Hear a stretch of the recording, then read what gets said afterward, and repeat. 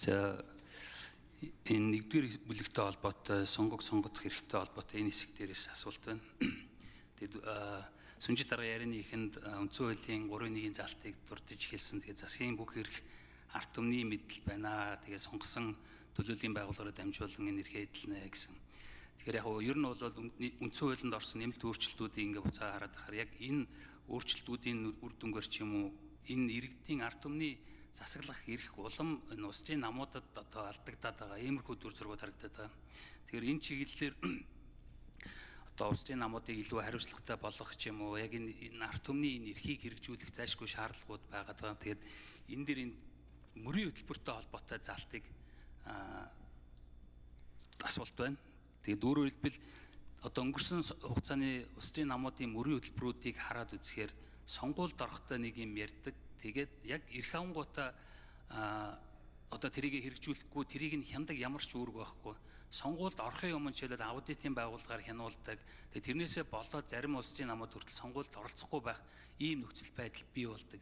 Тэгэхээр одоо амлцсан зүйлээ хэрэгжүүлэхгүй байх. Одоо шүү баг энэ төрийн эрх мэдлийг хууль бусаар авч байгаа юм шиг залилан маягтай одоо шүүлээд ийм хийн гэж шүүд нийгмийн бүлгүүдээр намын ажилтнууд нь ч хүртэл нэр дэвшигчд нь хүртэл ингэж ярьж авч байгаа мөртлөө яг эрх мэдэл аваад ирэхээр энэ одоо ярьж исэн зүйлээс авахардаг. Тэгээ нэр дэвшигчдийн хувьд ч гэсэн тэр намын одоо сонгуульд ажиллаж исэн хүмүүсийн хувьд ч гэсэн бас одоо хийгүү байдалд ордог. Тэгээ энэ ингээд жишг болчиход байна л да. Өнгөрсөн сонгуулийн мөрийн хөтөлбөрүүдийг харахаар эсвэл ингээд хийж чадахгүй юмнуудаа амладаг.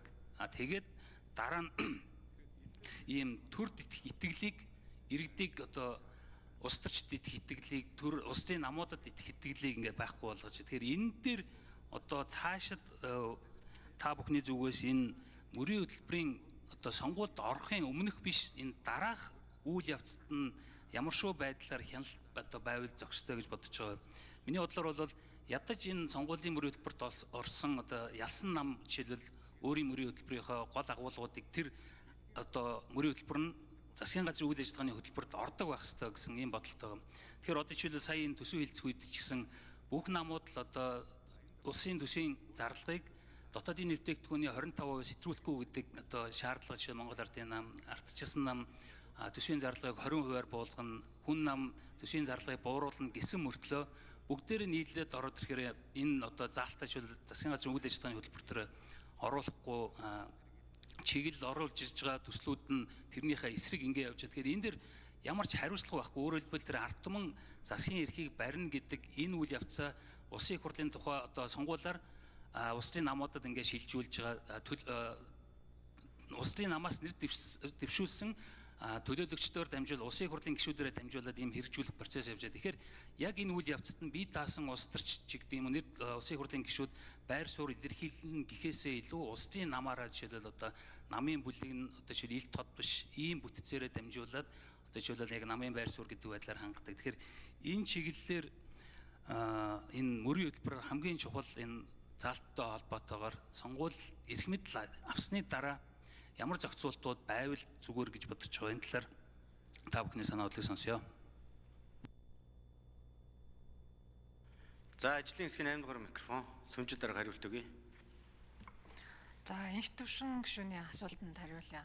Сонгуультай холбоотой 92 оноос хойш харахаар 9 удаагийн сонгуульд энэ нөхцөл байдал тухай бүр нь өөрчлөгцөөр л ирсэн юм байна. Тэгээ 2-3 зүйл дээр бид нар анхаарал хандуулах шаардлагатай хэвээрээ байгаа нэгдүгээр сонгогчдын боловсролын асуудал байна. За хоёрдугаар намуудын соёл, төлөвшил, дотоод зохион байгуулалт, ардчил гэж нэрлэдэг байгаа. Энэ асуудал байна. За гуравдугаар нь хууль тогтоомж, сонгуулийн харилцааг зохицуулж байгаа хууль тогтоомж, үүний тогтвортой байдлын 3 асуудал.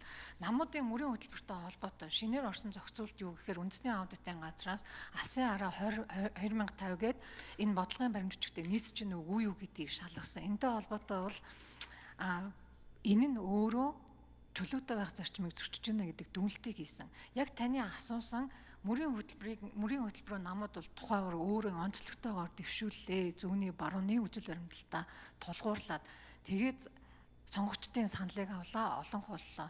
Тэгвэл энэ нь өөрөө тухайн засгийн одоо төрийн эрх барих байгууллагын бодлогод байж байгаа ёстой юу гэдэг нэг асуудал байна. Энэ дээр бол тухайлан энэ илтгэл дээр бол бид нар дүгнээгүй, харин илүү юун дээр дүгнсэн бэ гэхээр энэ араас нь хариуцлага тооцох асуудал үнэхээр сул юм билээ. Нэр дэвшигчдийн хувьд ч асуудал байна. Бид нар юу гэж хэлдэг вэ гэхээр эргээд дүн тавина, сонгогчд дүн тавина гэдэг ийм үндслээр бид нар бол энийг орхиод байгаа дүр зурагтай байна. Зардлын асуудал байна. Тайлагналтын асуудал байна. Тэгээ энэ асуудал дээр бид нар цаашдаа ийм бүтэн цикл гэж үзэж энэ сонгуультай харилцааг зохицуулах ёстой гэдэг таны саналыг бол дэмжиж байна. За мөнгө төрийн наран туяа наараа гişүн асуулт асууж өгөхгүй